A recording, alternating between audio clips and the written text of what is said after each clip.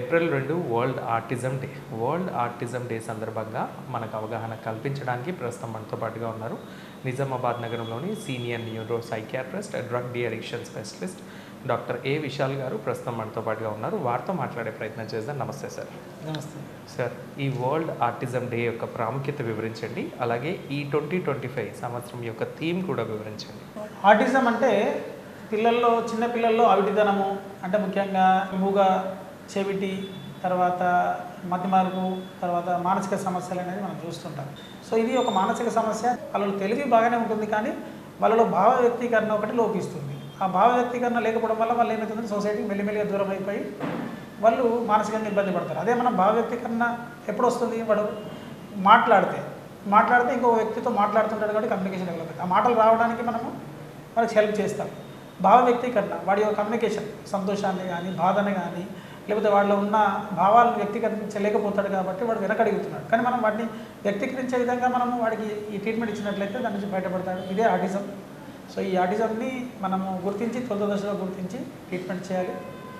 ఈసారి థీమ్ ఏంటంటే 2025 థీమ్ ఏంటంటే ముఖ్యంగా ఐక్యరాజ్య సమితి ఏంటంటే ఒక ఈ లక్ష్యాన్ని నిర్దేశించింది. సో మనం ఏంటంటే ఐక్యరాజ్య సమితి ఏమంటుందంటే ఇలాంటి న్యూరో డైవర్సిటీ అంటే చాలా రకాల మానసిక జబ్బులు ఉన్నాయి. వీటిలో వ్యత్యాసాలను మనం గుర్తుపట్టి జనాలకు చెప్పి మనం అనుకున్న లక్ష్యాన్ని ఛేదించాలి. అంటే ఒకప్పుడు అంటే ఫెసిలిటీస్ లేవు, కానీ ఇప్పుడు ఏంటంటే మారుమూల గ్రామాల్లో కూడా డాక్టర్స్ అని అందుబాటులోకి వచ్చారు. కాబట్టి ఈ ఫెసిలిటీస్ని మనము గ్రౌండ్ లెవెల్ వరకు తీసుకెళ్ళి పిల్లల్లో అవగాహన కల్పించినట్లయితే మనము చాలా మట్టుకు పుట్టే పిల్లల్లో అవిటితనాన్ని తగ్గించవచ్చు అనేది ఐక్యరాజ్య సమితి చెప్తుంది. ఈ అంశం బట్టి మనం ఇవాళ అవగాహన చేస్తున్నాం. కానీ చేయకపోతే ఏమైందంటే పిల్లోడు జీవితం అనేది దెబ్బతింటుంది. ఎందుకంటే ఇప్పుడు ప్రతి పిల్లోడు రేపు మన ప్రతి తల్లిదండ్రులు ఏమనుకుంటాడు, మావాడు మంచి చదువుకోవాలి, మావాడు ఉన్నత స్థాయికి ఎదగాలి, మావాడికి మెమరీ బాగుండాలి, మావాడు మంచి ఫ్లూయెంట్గా మాట్లాడాలి, కమ్యూనికేషన్ స్కిల్స్ ఉండాలనేది ప్రతి పేరెంట్ కోరుకుంటారు.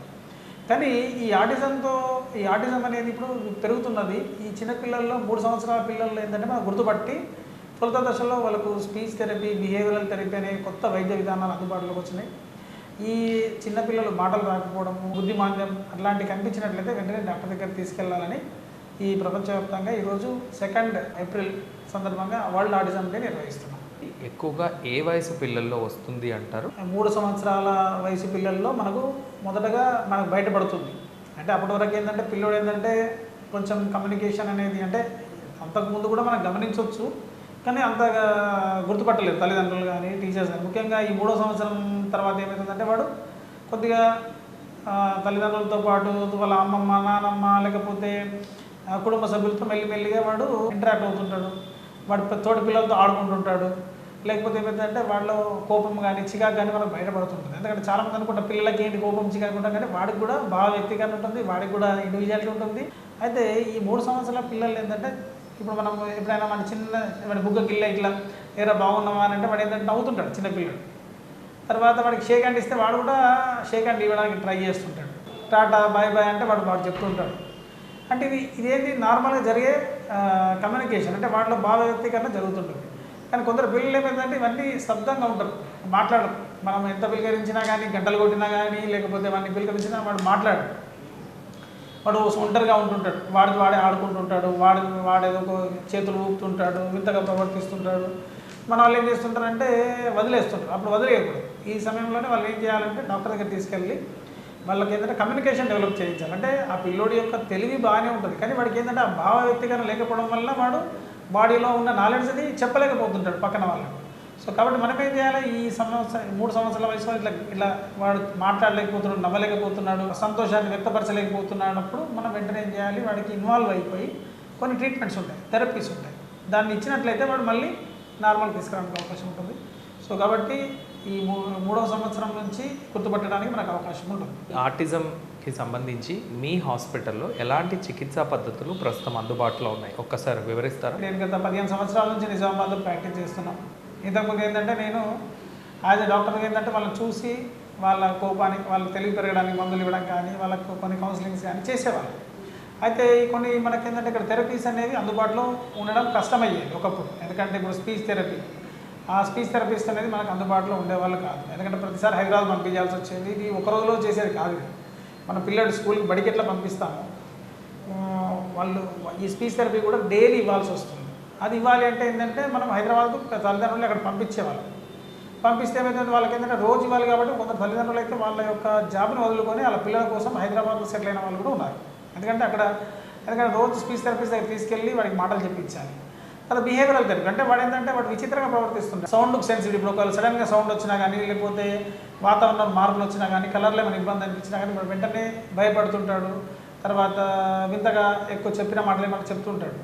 దీనికి ప్రవర్తన కంట్రోల్ చేయడానికి బిహేవియరల్ థెరపీ అని ఉంటుంది. దానికి సంబంధించిన కూడా దానికి థెరపిస్ట్ ఉంటారు మా దగ్గర. వీటి కొన్ని మన దగ్గర లేవు కాబట్టి మనం ఏం చేయాల్సి వచ్చేదంటే హైదరాబాద్ పంపించాల్సి వచ్చేది ఒకప్పుడు. కానీ ఇప్పుడు ఏంటంటే ఈ పెరుగుతున్న కేసుల దృష్ట్యా, తల్లిదండ్రుల కంఫర్ట్ దృష్ట్యా మనం ఏం చేసామంటే ఇప్పుడు ఏంటంటే చైల్డ్ డెవలప్మెంట్ క్లినిక్ అని స్టార్ట్ చేసాం. నాతో పాటు మా దగ్గర ఈ క్లినికల్ సైకాలజిస్టు, ఈ speech therapist, behavioural therapist and occupational therapist కూడా మనం అందుబాటులో తీసుకురావడం జరిగింది. సో ఈ టీం వర్క్ అనమాట. ఏదో నేను ఒక్కనే చేసేది కాదు. ఒక టీం లాగా ఏంటంటే వీళ్ళకు నిరంతరం అంటే 6 నెలలు పట్టవచ్చు, సంవత్సరం పట్టవచ్చు, 2 సంవత్సరాలు పట్టవచ్చు. మనము పట్టుబదల విగ్రహమార్కుల్లాగా వాళ్ళని ఏం చేయాలి, షేపింగ్లోకి తీసుకురావాలి. అంటే ఒక రాయిని ఒక విగ్రహంలా మార్చడానికి ఒక శిల్పికి ఎంత టైం పడుతుందో ఈ ఆటిజం జబ్బుల నుంచి కూడా పిల్లల్ని వాళ్ళ ప్రవర్తనాన్ని కంట్రోల్ చేయడానికి మనం బిహేవియరల్ థెరపీ ఇస్తాం. మాటలు నేర్పించడానికి స్పీచ్ థెరపిస్ట్ ఉంటాడు. వాళ్ళు నడవలేడు, కొన్నిసార్లు వాళ్ళ మజిల్స్ వీక్ ఉంటాయి, వాళ్ళకు ఆక్యుపేషనల్ థెరపిస్ట్ ఉంటాడు. తర్వాత మేము యాజ్ ఏ సైకాట్రిస్ట్గా వాళ్ళకు ఇట్లా మందులు ఇస్తాం. అంటే ఒక టీం వర్క్ అనమాట. అలా చేయడం ద్వారా ఏమవుతుందంటే మిగతా పిల్లలు కలిసే విధంగా తీసుకురావడాన్ని ఈ చైల్డ్ డెవలప్మెంట్ క్లినిక్ అంటాం. ఈ థెరపీని ఇప్పుడు నిజామాబాద్లో డాక్టర్ విశాల్స్ న్యూరో సైకియాట్రిక్ హాస్పిటల్లో స్టార్ట్ చేయడం జరిగింది. సో కాబట్టి ఇప్పుడు మీరు హైదరాబాద్ వెళ్ళి అంత శ్రమ పడాల్సిన అవసరం లేదు.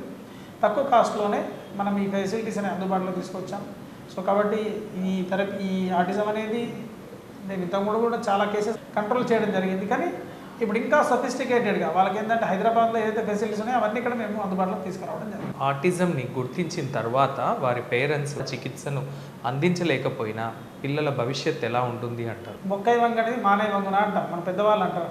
ఇది కూడా ఏంటంటే మొగ్గ దశలోనే మనం వాళ్ళ బిహేవియర్ని చేంజ్ చేయాలి, వాళ్ళకి మాటలు నేర్పించాలి, మందులు ఇవ్వాలి, తర్వాత వాళ్ళ యొక్క ప్రవర్తనను కంట్రోల్ చేయాలి, అంటే సక్రమంగా మార్గంలో పెట్టాలి. దీంట్లో మన ప్రజల్లోకి అవగాహన ఉండడం లేదు. అవగాహన లేకపోవడం వల్ల ఏమవుతుందంటే వాళ్ళు పెరిగి పెద్ద అయిన తర్వాత ఏమవుతుందంటే వాళ్ళు సొసైటీకి బర్డన్గా మారుతున్నారు. ఇప్పుడు తల్లిదండ్రులు అయితే కొందరు నా దగ్గర వచ్చి చెప్తుంటారు, సార్ మేము ముసలైపోయినాం, వీడి పరిస్థితి ఏమవుతుందో, వీడిని ఎట్లా చూసుకోవాలని బాధపడుతుంటాం. అంటే నేను అనేది ఏంటంటే ఈ బాధ ఇప్పుడు పడేది మీరు మీ పిల్లల తొలుత దశలోనే కొంత కష్టం తీసుకోండి. ఏమవుతుంది, మీరు చాలామంది పేరెంట్స్ ఏమంటారంటే, సార్ మేము రాము సార్, 50 కిలోమీటర్ల ఊరు ఉన్నది, మేము రోజు మీకు వచ్చి మాటలు నేర్పించుకోవడానికి మాకు అంత కుదరదు సార్ అంటారు. కుదరకపోతే ఏమవుతుంది, పిల్లోడు దెబ్బతింటాడు. ఒకవేళ అవసరమైతే మీరు ఒక 6 నెలల్లో సంవత్సరం కష్టపడి తొలి దశలోనే పిల్లోని బాగా చేసుకోవడానికి ప్రయత్నం చేయాలి. కానీ ఒక 50-60% క్యూర్ అయినా వాడు సెల్ఫ్గా వాడి మీద వాడి కార్యక్రమాలు వాడు చేసుకుంటాడు. వాడు ఏదో ఒక చిన్న జాబ్లో సెటిల్ అయిపోతాడు, తల్లిదండ్రులకు భారం కాకుండా ఉంటుంది అని మా ఉద్దేశం. ఇలాంటి థెరపీస్ అనేవి ఏంటంటే మనం ఇవ్వకపోతే సొసైటీకి బర్డెన్ అవుతుంది. తర్వాత పిల్లల్లో ఇంకోటి వాడు కంపేర్ చేసుకుంటాడు, నేను బాగా మా పక్కన నా తోటి పిల్లోడు వాడు బాగా ఎదుగుతాయి, వాడు ఒక సెటిల్ అయ్యాడు, నేను ఇలా ఉండిపోయానని వాడు ఇంకా డిప్రెషన్, యాంగ్జైటీ, సూసైడ్ టెండెన్సీస్ పెరుగుతుంటాయి. నెగ్లెక్ట్ చేస్తే వాడు సొసైటీకి వాడికి భారం అవుతుంది, సొసైటీకి భారం అవుతుంది. సో కాబట్టి ఈ థెరపీస్ పైన అవగాహన కలిగి ఉండాలని మా ఉద్దేశం. హైదరాబాద్కి వెళ్ళాల్సిన అవసరం లేకుండా చాలామందికి నిజామాబాద్లోనే అత్యాధునిక చికిత్సా పద్ధతులు అందించడం మీకు ఎట్లా అనిపిస్తాం? సైకియాట్రీ అనేది ఏంటంటే ఇది కూడా ఒక సూపర్ స్పెషాలిటీ. ప్రజలు ఏంటంటే ఇప్పుడు డిఅడిక్షన్ కోసం మత్తు పదార్థాలు మానడంతో పాటు వాళ్ళకి స్టే అంటే చాలామంది ఏంటంటే వాళ్ళకు డాక్టర్ అబ్జర్వేషన్లో 1 నెల ఉంటేనే వాళ్ళు మత్తు పదార్థాలు మానేయగలుగుతారు. ముఖ్యంగా గంజాయి కానీ, సిగరెట్ కానీ, కొకైన్, ఆల్కహాల్ ఇట్లాంటి ప్రమాదకరమైన మత్తు పదార్థాలు మానడానికి వాళ్ళకు ఒక సెంటర్ అవసరం. అందుకోసం మేము ఏంటంటే కొద్ది ఖర్చు ఎక్కువైనా కానీ శ్రమ ఓర్చి ఇక్కడ alcohol, drug de-addiction centre and rehabilitation centre start చేయడం జరిగింది. దీంట్లో చాలామందిని మేము ఒక సంవత్సరం ఈ వింగ్ అంటే కొత్త వింగ్ స్టార్ట్ చేసే సంవత్సరం అయింది. దాని ద్వారా దాదాపు 300 నుంచి 400 మందికి ఈ చికిత్స చేయడం ద్వారా ఇప్పుడు మత్తు పదార్థాలు దూరంగా వాళ్ళ ఫ్యామిలీతో చాలా హ్యాపీగా ఉంటున్నారు. ముఖ్యంగా స్టూడెంట్స్, ఇంజనీరింగ్ స్టూడెంట్స్, తర్వాత గ్రాడ్యుయేట్స్ చాలామందిని మార్చడం జరిగింది. ఇంకొకటి ఏంటంటే ఇప్పుడు చైల్డ్ గైడెన్స్ క్లినిక్, ఇది కూడా ఏంటంటే కొత్త వింగ్. ఎందుకంటే రొటీన్ సైకియాట్రీతో పాటు child guidance clinic, speech therapy, behavioural therapy, ఈ లెర్నింగ్ డిజార్డర్స్, మతిమరుపు ఇట్లాంటి సమస్యలు ఉన్న వాళ్ళకు కూడా ఈ ట్రీట్మెంట్స్ అనేవి చేస్తున్నాం. తర్వాత ఫ్యూచర్లో మేము ఇంకోటి మెమరీ క్లినిక్ స్టార్ట్ చేద్దామని చూస్తున్నాం. మెమరీ క్లినిక్ ఏంటంటే ముఖ్యంగా ఇప్పుడు చాలామంది పిల్లల్లో మెమరీ సమస్యలు వస్తున్నాయి. వాటికి కూడా అధునాతన మెమరీ ల్యాబ్తో పాటు మెమరీ క్లినిక్ కూడా స్టార్ట్ చేస్తున్నాం. తర్వాత వృద్ధుల్లో కూడా ఈ డిమెన్షియా సంబంధించిన సమస్యలు వస్తున్నాయి. వాటికి కూడా ఫ్యూచర్లో మేము సపరేట్గా సెంటర్ స్టార్ట్ చేద్దాం అనుకుంటాం. ఇంకోటి ఏంటంటే వెల్నెస్ క్లినిక్ కూడా మాకేంటంటే చాలామంది ఏంటంటే ఇంట్లో ఉండలేరు. ఈ స్ట్రెస్తో యాంగ్జైటీ, డిప్రెషన్ ఇట్లాంటి కొన్ని సమస్యలతో సూసైడ్ ఆలోచనలు ఉంటాయి. వాళ్ళకు కొన్ని మందులు తక్కువ కౌన్సిలింగ్తో పాటు వాళ్ళకు కొన్ని థెరపీస్ ద్వారా వాళ్ళని నార్మల్ స్థితికి తీసుకురావడానికి కూడా ఆ థెరపీస్ కూడా స్టార్ట్ చేస్తున్నాము. సో కాబట్టి ఇదంతా మాకేంటంటే ఒక ప్యాషన్గా ఇదేంటంటే ఈ థెరపీస్ ప్రతిసారి మన నిజామాబాద్ వాళ్ళు హైదరాబాద్ పోనవసరం లేకుండా అన్ని ఇక్కడే కల్పించడానికి ప్రయత్నం చేస్తున్నాం. మీరు కూడా ఈ అవకాశాలను వినియోగించుకొని మీ పిల్లలు కానీ, వృద్ధులు కానీ, డిప్రెషన్ ఉన్న వాళ్ళు కానీ, యాంగ్జైటీ ఉన్న వాళ్ళు కానీ, మధుబాధ ఉన్న వాళ్ళని కానీ మళ్ళీ నార్మల్ తీసుకొచ్చే విధంగా మేము హెల్ప్ చేస్తాం. మీరు ఈ అవకాశాన్ని వినియోగించుకోవాల్సిందిగా కోరుతున్నాం. వరల్డ్ ఆటిజం డే సందర్భంగా చివరిగా నిజామాబాద్ జిల్లా ప్రజలందరికీ, మా ఛానల్ ప్రేక్షకులందరికీ మీరు ఇచ్చే సందేశం ఏంటి?